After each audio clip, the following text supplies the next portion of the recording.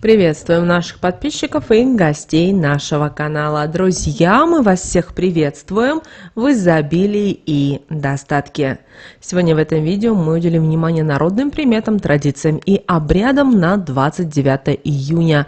Поговорим о том, что можно и чего категорически нельзя делать, а также уделим внимание народным приметам и традициям этого дня. Прямо сейчас ставьте лайки и обязательно подписывайтесь на наш канал. У нас на канале много полезной информации.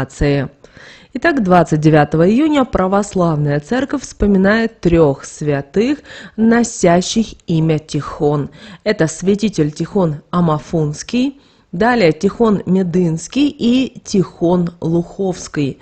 Каждый из этих святых оставил глубокий след в истории православия и почитается верующими за свои духовные подвиги и чудеса.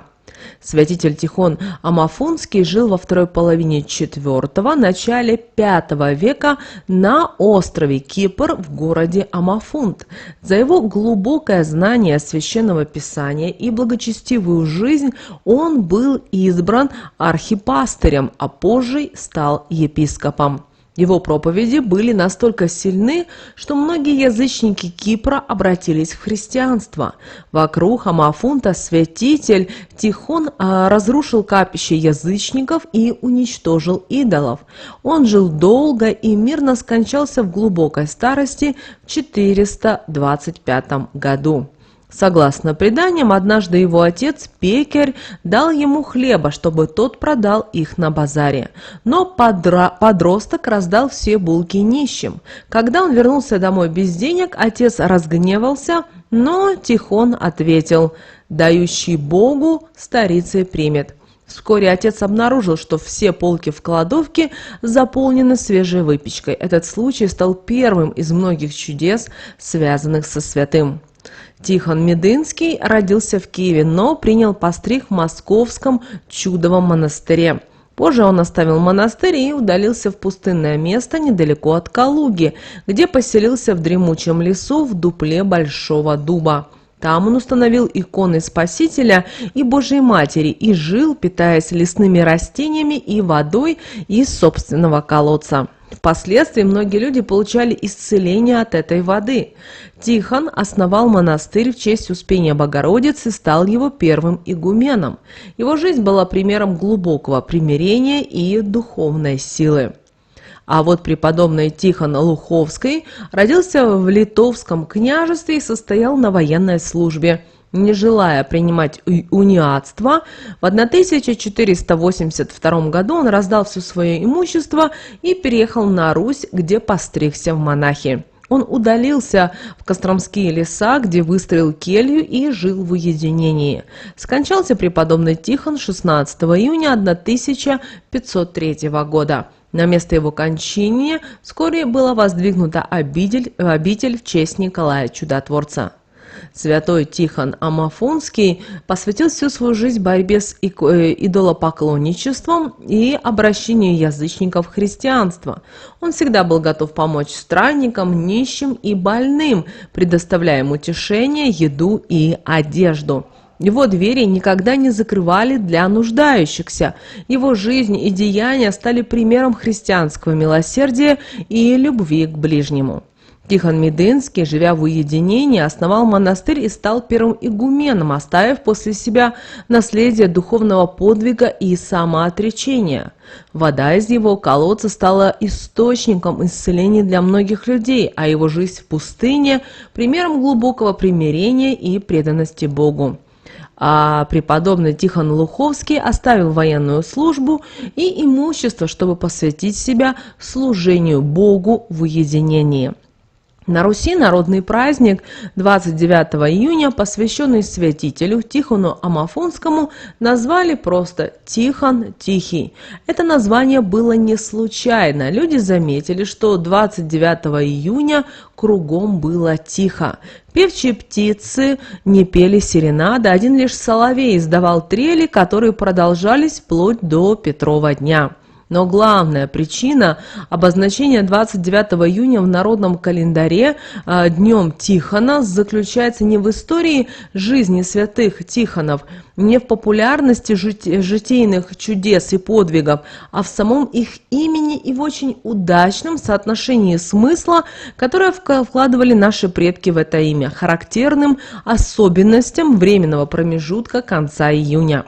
В переводе с греческого «Тихон» – это «счастливый», но на Руси имя святого однозначно попадало в гнездо родственных слов с корнем «тих» – «тихо», «тихий», «утихать», «затихать», и широко были распространены суждения, определения, относящиеся к этой дате 29 июня. На святого Тихона солнце идет тише, или с Тихона певчие птицы затихают, то есть перестают петь.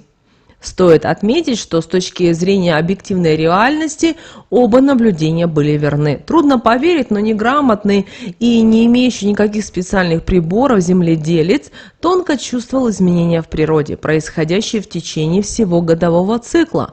Правда, он был уверен, что это солнце замедляет ход, а земля прочно стоит на своем месте. В наши дни астрономы подтверждают, что во второй половине июня Солнце действительно идет тише, потому что к этому времени Земля снижает скорость движения вокруг Солнца по сравнению со скоростью на начало календарного года. Верно и второе суждение. Действительно, к середине июня практически все птицы перестают петь. Связано это с тем, что вылупившиеся птенцы требуют пищи, и родителям в это время не до пения. Свой голос продолжают подавать только кукушки и соловьи, как правило, до Петрова дня 12 июля. Таким образом, за поговорками и приметами стоит подлинная реальность, превосходно поддающаяся определению через слова с корнем «тих». Кроме того, святому Тихону на Руси обращались при различных болезнях, прося, чтобы боль утихла. Этот день был богат народными приметами и традициями, многие из которых сохраняются до сих пор. В старину крестьяне ходили к реке, чтобы посмотреть на рыб, веря, что их поведение предсказывает погоду. Если рыбы беспокоились, это означало приближение непогоды. Убывающая вода в водоемах предвещала проливной дождь, но если вода прибывала, это означало, что будет засуха. Если воробьи играли и были активны, это предвещало хорошую погоду. Если кузнечики переставали стрекотать, значит дождь начнется в ближайшие часы. В этот день именины отмечают Ефрем, Тихон, Моисей, Михаил, Петр и Константин. Люди с этими именами обладают твердым характером. Им можно доверять все свои секреты, так как они надежны как в быту, так и в коллективе. Эти люди всегда полны идей и охотно делятся ими с окружающими. В день Тихона на Руси устраивали толоку. Это пир был для тружеников, которые помогали вывозить навоз на поля. Толока была важным социальным событием, которое объединяло деревенскую общину. После трудового дня крестьян угощали обедом, брагой и вином, а затем устраивали песни и пляски.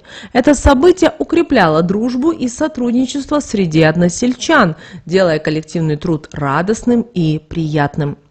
29 июня также знаменует завершение позднего сева ярового хлеба, который начинался с Иванова дня 7 июня. Этот этап был важным для сельского хозяйства, так как от успешного посева зависел будущий урожай. Этот день почитали на Руси, считая его временем для коллективной работы, молитв и благодарности. Давайте рассмотрим, что именно делали в этот день и какие традиции сохранялись из поколения в поколение. В день Тихона Тихого крестьяне устраивали толоки. Это была коллективная работа, в ходе которой они сдабривали поля навозом. Толока была важным мероприятием, объединяющим всю деревню. После работы все собирались за общим обедом, где разрешалось немножечко вина для снятия усталости и поднятия настроения. Обед всегда сопровождался песнями, хороводами, плясками, часто затягивающимися до сумерек. В некоторых регионах устраивали обряд обегания гряд непорочными девами. Девушки снимали одежду и бегали вокруг грядок, веря, что это принесет хороший урожай. Обряд был символом чистоты и плодородия, направленным на благословение полей и увеличение урожая. На Тихона было принято ходить в церковь и молиться святителю Тихону. Верующие просили святого о помощи в семейных делах и исцелении близких от болезней. Святитель Тихон считался помощником в борьбе и с зубной болью. Люди произносили молитву: «Святой Тихон, утеши, Господи, болезни и все недуги зубные», надеясь таким образом на избавление от зубной боли. Тихон Тихий считался и удачным днем для сбора лекарственных трав. Считалось, что травы, собранные в этот день, обладают особой целебной силой. Люди шли в леса и поля, собирали травы и готовили настои и отвары для лечения различных болезней. Этот день рекомендовали проводить с близкими людьми. Было принято дарить друг другу небольшие, но полезные подарки. Важным аспектом дня была забота о семье и близких, укрепление родственных связей и взаимная поддержка. 29 июня считался удачным днем для завершения домашних дел. Люди убирались в домах, стирали белье, готовили еду, за исключением выпекания хлеба. Считалось, что завершение домашних дел в этот день принесет порядок и гармонию в дом. 29 июня, в день Тихона, существовало множество запретов и примет, которые наши предки строго соблюдали. Нарушение этих запретов считалось предвестником бед и несчастий. Давайте рассмотрим подробнее, чего же нельзя делать в этот день, 29 июня. В день Тихона категорически запрещается заниматься выпечкой. Не рекомендуется даже замешивать тесто, чтобы приготовить что-то на следующий день, не говоря уже о жарке или выпечке хлеба и других изделий. Считалось, что тот, кто ослушается этого запрета, притянет в свой дом денежные трудности или даже бедность. Наши предки верили, что пренебрежение этим запретом может навлечь финансовые проблемы на всю семью. Лениться в этот день тоже было запрещено. Святой Тихон с малых лет был трудолюбив и, не покладая рук, трудился на благо окружающих, поэтому лень в его день считалась грехом. Ну а чтобы избежать наказания, сегодня необходимо работать как физически, так и умственно. Можно заняться домашними делами, огородом или саморазвитием, например, изучением иностранного языка или написанием доклада. Даже просмотр образовательных передач будет зачтен как полезная деятельность. 29 июня нельзя было сеять семена, так как посаженное в этот день не принесет плодов. Лучше перенести все огородные работы на другой день. Наши предки верили, что растения, посеянные в этот день, не будут расти, а урожай будет скудным. В этот день не следует принимать важные решения или проводить судьбоносные мероприятия, такие как свадьба, помолвка и другие важные события. Считалось, что брак, заключенный в день Тихона, будет недолговечным, а помолвка скоро будет расторгнута. Дела, начатые сегодня, также принесут лишь разочарование и неудачи. Не рекомендуется спорить и участвовать сегодня в дебатах. Сегодня нужно стараться избегать острых тем и конфликтов, так как споры могут привести к длительным и серьезным ссорам. В этот день лучше проявлять терпимость и спокойствие в общении с окружающими людьми. Нельзя сегодня собирать цветы и ставить их в доме, так как это может принести несчастье. Зато сбор лекарственных трав лучше планировать именно на день Тихона. Считалось, что лекарства, приготовленные из трав, собранных в этот день, будут обладать особой силой и целебными свойствами. Женщинам в день Тихона запрещается пропалывать грядки. Считалось, что посевы, прополотые в этот день женщинами, не принесут урожая. Этой работой должны заниматься только девушки, причем перед работой они должны были обойти грядки, сняв с себя одежду, чтобы посевы не пострадали от болезней и вредителей. Сегодня, 29 июня, запрещается грубо относиться к своим работникам и подчиненным, кричать на них или обижать. Напротив, принято их хвалить и угощать в этот день, чтобы они работали с радостью и усердием. Считалось, что доброе отношение к работникам в день Тихона принесет пользу и успех в делах. Этот день считался неблагоприятным для любых новых начинаний, особенно тех, которые касались масштабных проектов и личных отношений. На Тихона Тихого не стоит начинать и масштабные работы, такие как строительство, ремонт или любые другие значительные проекты. Наши предки верили, что начинания, начатые в этот день, будут сопряжены с неудачами и преградами. Всякое новое дело, будь то постройка дома или начало большого проекта, откладывалось на другой, более благоприятный день. Особое внимание уделялось и личным отношениям. Молодежь предостерегали от ухаживаний за противоположным полом. В этот день не рекомендовалось приглашать кого-либо на свидание, признаваться в чувствах или делать предложение руки и сердца. Наши предки искренне верили, что любовные связи, начатые 29 июня, окажутся недолговечными и принесут разочарование. Свадьбы, назначенные на этот день, также считались обреченными на неудачи, и браки, заключенные в день Тихона Тихого, могли быстро распасться. Особое значение придавалось снам, которые снились в ночь на 29 июня. Считалось, что сны в эту ночь могут быть пророческими и раскрывать важные события, ожидающие человека в будущем. Многие из этих снов могли носить судьбоносный характер, указывая на важные изменения в жизни. Особенно важными считались сны, приснившиеся незадолго до пробуждения. Если они были яркими и запоминающимися, их интерпретировали как важные знаки и предостережения. Вот такой, друзья, у нас с вами день 29 июня по народным приметам, традициям и обрядам. Мы надеемся, что наши советы и наши рекомендации вам помогают в жизни. Друзья, прямо сейчас ставьте лайк этому видео, обязательно подписывайтесь на наш канал. Но прямо сейчас на экране, друзья, вы видите два всплывающих окна. Друзья, это следующие рекомендованные видео для вас. Нажимайте на то видео, которое вам на интуитивном уровне понравилось больше. И смотрите, всех вам мыслимых, друзья, и немыслимых благ. Услышимся с вами уже буквально в следующем видео.